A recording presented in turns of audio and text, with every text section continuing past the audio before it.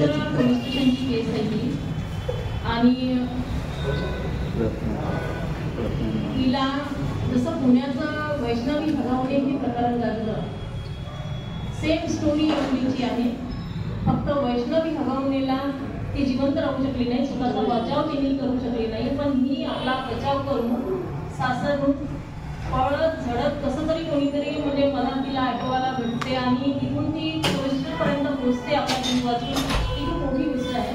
मग अशा आरोपीला पोलीस स्टेशनला कोणती सजा द्यायला पाहिजे की त्यांना अटक करायला पाहिजे किंवा नाही पाहिजे मला हे कळत नाही. ज्या कलमा लावल्या त्या कलमांप्रमाणे त्यांना सजा झाली नाही. त्यांना व्यवस्थित म्हणजे असं फोन लावून विचारतात की तुम्ही घरी आहे का, मग त्यांनी म्हटलं की आम्ही घरी नाही आहे म्हटलं तरी पण पोलीस त्यांच्या घरापर्यंत जात नाही, त्यांना आणत नाही. आता ही मुलगी निगावजवळ आपल्या गावाला आहे, तिथे पण तो पोहोचतो आणि त्या मुलीला धमक्या देतो की तुला मी कधी पण मारून टाकू शकतो.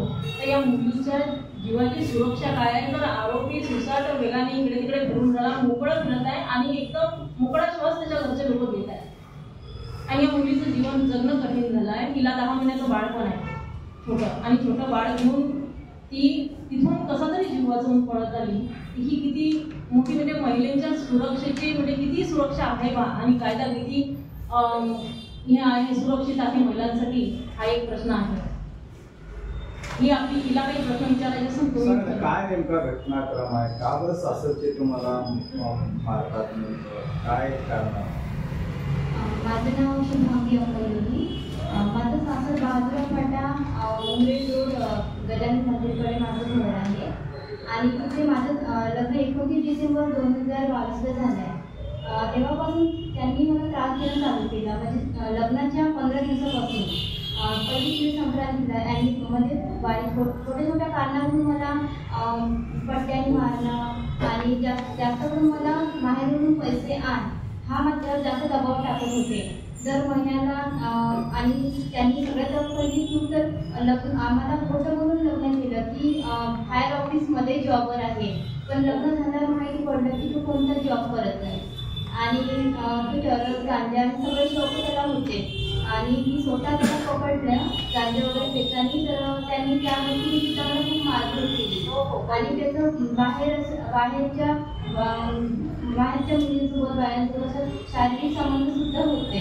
तर मी ते पण त्यांना डायरेक्टली पकडलं, पण माझे सासू सासरे ते मला दबाव टाकत होते की आमचे नातेवाईक आहे आणि ते त्या बाहेरच्या मुलीकडून गिफ्ट वगैरे काही घेत होते आणि मुलाला जसं काही एक धंदाच करायला लावत होते आणि मला प्रत्येक गोष्टीमधून ते असं की तू एक फक्त नोकराणी आहे आणि एक अशी गरीब घरची आहे, झोपडपट्टीची आहे असं करून मला मानसिक त्रास द्यायचे आणि मानसिक त्रास देण्यापेक्षा मला त्यांनी शारीरिक त्रास देणं सुद्धा चालू केला.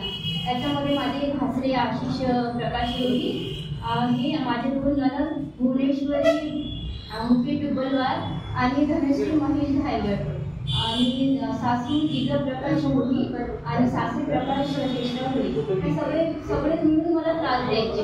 आम्ही सगळेजण एकत्रच मिळून राहायचो, त्याकडून मला त्यांनी त्रास देणं चालू केला. तर आता शेवट 2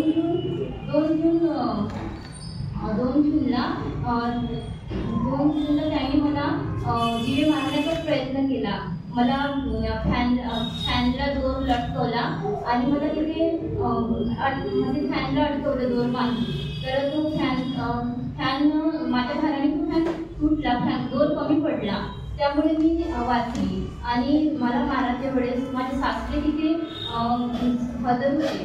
सासरे म्हणत होते की तू ह्या मुलीला आणि माझ्या छोटंसं बाळ ह्या दोघांना पण जागेवर खतम करून टाक, त्यानंतर तुला काही होऊ देणार नाही याची गॅरंटी मी घेते. असं मुलाला त्यांनी सपोर्ट केला आणि तिथून ते निघून गेले खाली आणि मी आपला बचाव करून निघाले आणि मला